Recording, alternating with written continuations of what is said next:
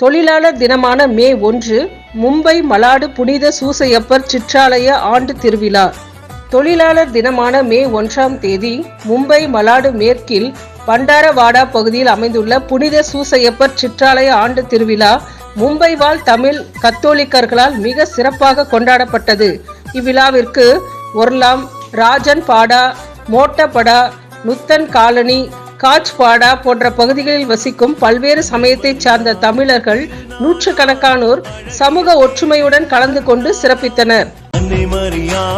திருநாளாம் அழகிய தேரில் வரும் நாளாம், அசைந்தாடும் பூமணிகள் தோரணமாம், அசைந்தாடும் பூமணிகள் தோரணமாம், வண்ண வண்ண விண்மீன்கள் விளக்குகளாம், வண்ண வண்ண விண்மீன்கள் விளக்குகளாம், ஆடி பாடி மகிழ்வோம்